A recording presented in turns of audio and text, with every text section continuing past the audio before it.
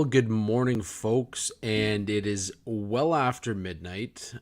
After game one, we are doing a after dark kind of post game recap of game one of the first round series between the Toronto Maple Leafs and the Ottawa Senators. The Battle of Ontario renewed. We talked about it earlier in the week, Peter and myself, on the most recent episode of the Sticks in the Six podcast. Obviously, I'm your host, Andrew Forbes, here to go over what was, well, one hell of a game for game one. Anybody who was able to catch that, you would have seen a little bit of everything, scoring, some undisciplined play from the Ottawa Senators. We'll get to that in just a little bit. And then, of course, you would have seen some of the antics at the end of the game. Obviously, that was a guarantee considering this is a division rival game. These two teams do not like each other. They have not liked each other for a very long time. They've got physical bodies, physical beings on both sides. You've got the Tchuks, you've got the Simon Benoits, you've got the Max Domis, you got all sorts of antics that are going to happen throughout this series. It's going to be one hell of a series. It's going to be a bloodbath. I think I stated it earlier in the week as well that, this first round, right across the board, in the East, in the West, you name it, it's going to be one of the best first rounds we've seen in a long time. With the Battle of Florida, the Battle of Ontario, the Rantanen sweepstakes between Dallas and Colorado. And, of course, the Minnesota game tonight was a close one against Vegas. Obviously, Vegas got that one done as well. But, yeah, all I can say after game one between the Leafs and Senators was, holy shit, this is going to be a wild ride. This is going to be a wild ride. And the Leafs came prepared. Anyways, we will get right into it. For those who obviously didn't catch the game, Maple Leafs take game one of the first round series with the Ottawa Senators 6-2.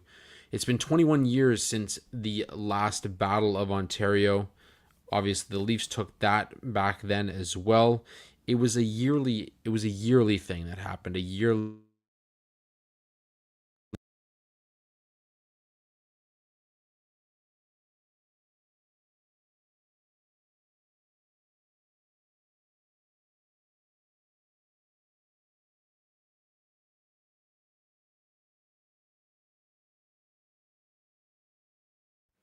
Sorry, some technical difficulties there. It looks like looks like the mic kind of popped out. That shit happens with these lives, which is one of the tough things to do. But anyways, like I was saying, 21 years since the Leafs and Sens last played a playoff series. Leafs took that one 21 years ago. So far, so good this time around. Game one was an absolute bleeder for the Ottawa Senators. The Toronto Maple Leafs took it 6-2. They had some big scoring from all up and down the lineup. They had some scoring from the back end, which is something they didn't have most of the season. One of the worst teams when it came to the defensive scoring this season. It was also worth noting that over the regular season, the Senators were 3-0 against this Maple Leafs squad. And we always talk about, the regular season is a long-winded season. 82 games is a lot for these guys. By the end of it, sometimes you're seeing a little bit less care, depending on if you're battling for positioning. Well, the Leafs earned themselves home ice advantage. They earned themselves the division title. They earned themselves the opportunity to go against their division rival, the Ottawa Senators. And a lot of us were kind of wondering who was the best option for the Leafs in the first round, knowing the history over the past decade of what the Leafs have done in the first round. And not many of us chose the Ottawa Senators. In fact, a lot of us chose the Tampa Bay Lightning, knowing that the Leafs have had their number this year, knowing that the Sens were 3-0 against the Maple Leafs this year. And yet, in game one, after getting pummeled with shots in the first period. The Leafs came out and they powered through the Ottawa Senators with a 6-2 score. The first goal, Oliver Ekman-Larsson, like I said, came from the back end, high slot, took the pass, beautiful shot, got by Linus Ullmark. We should also reference the fact that Linus Ullmark, throughout his playoff career, hasn't been great. And once again tonight, or last night, he did not look great. They needed offense. I said it early. They needed offense from their third and fourth line, and they got it right off the hop with Oliver Ekman-Larsson coming in with that goal. The assists were to Calle Jarnkrok and Scott Laughton. That got those guys going quick. Jarnkrok, a guy who missed most of the season. Scott Laughton, a Toronto boy coming in at the deadline. Kind of had a rough go to start his Leafs career. And yet he picked it up late in the season, and he's a playoff guy. He's a guy that the wires are going to cross sometimes. He's going to get involved physically. He's going to be a player that will create mental warfare for opponents. And here he was chipping in offensively early in the game as well. That said, a lot of the question marks in recent seasons have surrounded the Leafs core four. The Mitch Marners, the John Tavarises, the William Nylanders, and of course you want to talk about Matthews or Riley. I mean, they're calling it the Fab Five now, I guess. No questions in game one where their heads are at. Marner obviously chipped in with a goal and 2 assists. Matthews had 2 assists. Nylander had a goal and assist, and Tavares had a goal and assist. Riley chipped in with a goal, and Nyes chipped in with a goal, and there you have it. 6 goals in game one of their first round series against the Ottawa Senators. You had your top guys chipping in. You had 3 power play goals. Last playoffs, the Leafs had 1 goal on the power play in 7 games against the Boston Bruins. Mitch Marner had 3 points total over those 7 games. Tonight, 3 points in game one. What makes it even crazier is that power play was clicking often and early. All 3 of their power play goals came within 10 seconds of the power play starting. That kind of tells me that they wanted to get this thing rolling right off the bat. And if you were watching, you saw the way they were moving the puck in the offensive zone. You saw the passes down low. You saw the passes across the slot and across the crease, finding those open sticks, finding those open opportunities. The Leafs wanted to make noise early, and they did. Matthew Nyes, the youngest player on the Leafs, finished with the most minutes on the team with 22-29. And it's a testament to what he's done this season for the Maple Leafs, for Craig Berube. Craig Berube at the end of the season, at the end of the regular season, said that the most improved player on the entire organization, or within the entire organization, was Matthew Nyes. He saw a guy who started off slow, didn't really know his identity on the team, come through and start to play more of a role on this team. He became more of a power forward, and we talked about it last episode. He became one of the best power forwards in the NHL this season. 25 plus goals, 150 plus hits. Only 2 other players had that. Brady Tkachuk and Tom Wilson. I almost drew a blank there. Tom Wilson. So Matthew Nyes came out. He made noise early. He got in front of the net. He played his minutes. He got his minutes, and Berube rewarded him and continued to reward him. On the other end of the ice, you had Anthony Stolarz. Now, goaltending is something we've talked about on and off this season. Who's going to get the starts? Who's going to play? Who deserves to get the starts?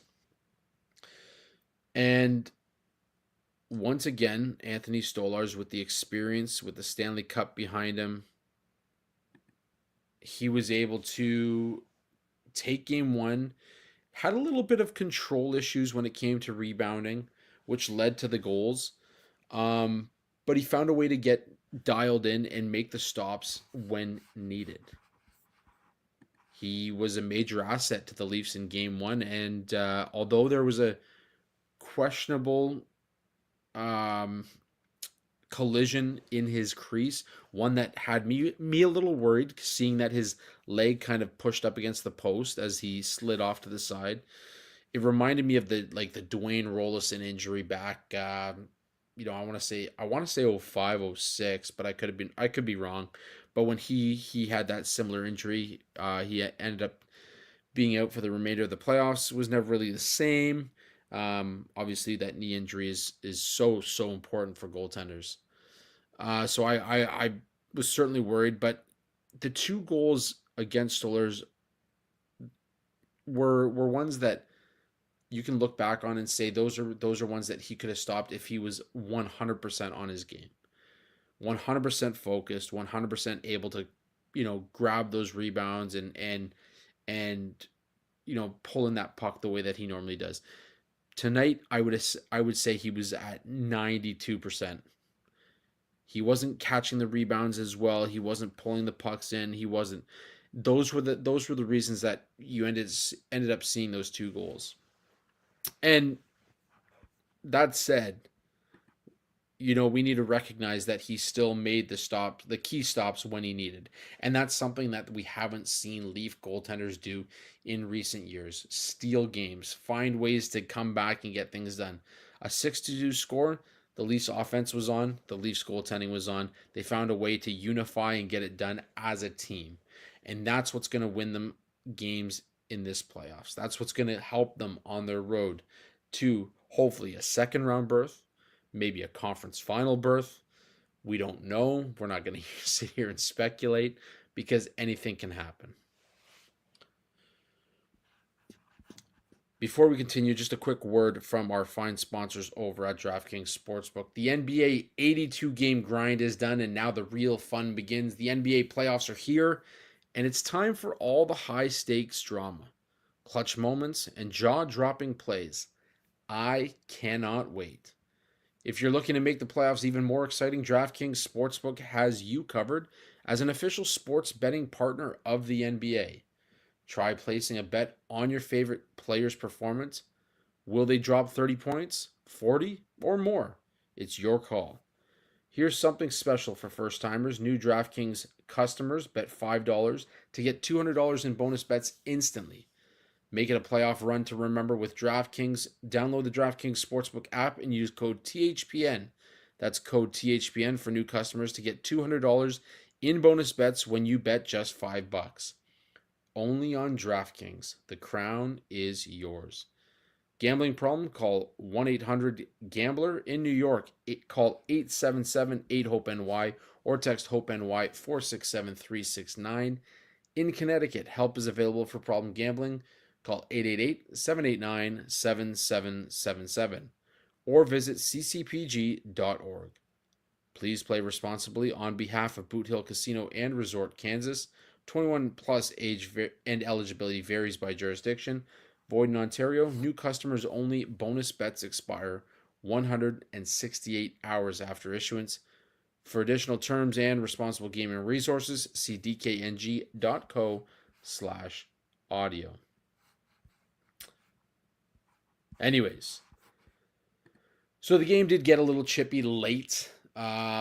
Lots of injuries, as I mentioned, lots of penalties, as I had mentioned. Obviously, the Ottawa side of things weren't overly happy with the penalty calls against them. When you look back at it, the Ottawa Senators had 38 minutes in penalties. The Leafs had 18 minutes in penalties. The Leafs were 3 for 6 on the power play, while the Sens only got 2 power plays. So there's two ways to look at this. One, the Leafs played incredibly disciplined hockey for the majority of the game. Two, the Sens played undisciplined, and because of that, maybe had a few more calls go against them. And look, we're a podcast who have been extremely critical of the refereeing over the years, we've been around for 4.5, 5 years now.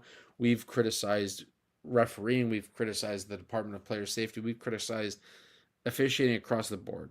And not just when it comes to the Maple Leafs, but I have to sit here and say the only call that I was a little bit on the fence about was, well, there was two. There was one where Stutzla put Tanev into the boards, and I was a little iffy about that. Um, but the other one was the call against William Nylander, which we knew was going to happen. The Leafs have had 3 power plays in a row. The next call, I mean, we all know because of Tim Peel, really, that the refs do manage the game to an extent. And because of that, we knew that the Leafs were going to get the next penalty. It happened to be William Nylander, happened to be an iffy hook. That said, they made the call, and yada, yada, yada. The rest is history. Now, the other call that I would say needs to be looked at once again is the Ridley Grigg high stick or cross check, whatever you want to call it, on John Tavares. And let's rewind a little bit. Let's go back to when Ridley Grigg took that open ice clapper on an empty net to seal the deal against the Maple Leafs because he had to do it. He was on a breakaway. He needed to stop and throw a clapper into the empty net. Morgan Riley skated over to the ice, took his stick and cross checked Ridley Grigg high on the shoulder, slid up and got him in the head. The Department of Player Safety and George Peros awarded, or let's say punished, Morgan Riley for that play by giving him a 5-game suspension. He served out his 5-game suspension. He came back. The rest was history.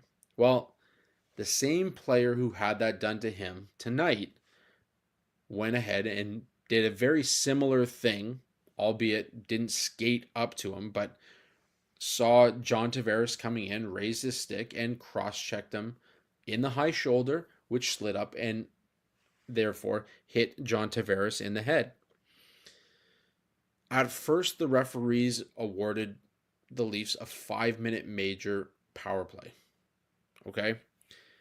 Now, the new NHL, you are assessed a 5-minute major, gives the refs the opportunity to go back and look at it and make the call from there. Now it was a quick review. So in my mind, consistency would dictate that this would be a 5-minute major, and maybe the Department of Player Safety would take a look at it.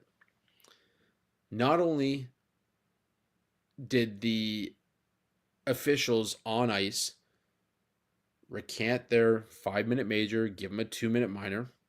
The Leafs did score on the power play, so not too worried about it. But I haven't read anything yet post-game that the Department of Player Safety is now looking at Ridley Grigg for a high stick, cross check, whatever you want to call it, to John Tavares. So consistency, once again, needs to be brought into question.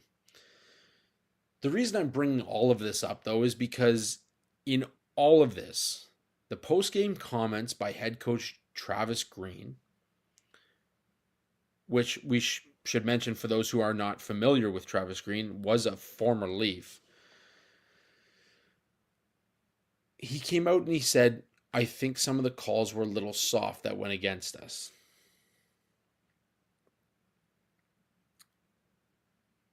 And that has kind of trickled down to Sens Army and, I see you, Nicholas Dumoulin on Twitter or X or whatever the hell you want to call it, saying that the Leafs belong in a non-contact lead. Now let's fast forward to the end of the game when Max Domi punched Adam Gaudette with an uppercut right in the face. Brandon Carlo had 2 Sens held Bufflin style, and Benoit was ready to take on whoever he needed to on the ice to close out the game. But let's go with Nicholas Dumoulin on this and say that the Leafs belong in a non-contact league. Okay, so let's rewind to the first period when Simon Benoit absolutely knocked Dylan Cousins on his ass. Again, Nicholas Dumoulin, a Sens fan, says that the Leafs belong in a non-contact league. As for Travis Green, he believes that some of the calls were soft against the Sens, but we all know anybody who has played sports, you do not leave it up to the officiating to win or lose you games. So, I ask you, the viewers, the listeners, is this a game of mental psychology trying to steer officiating in their favor for the next game?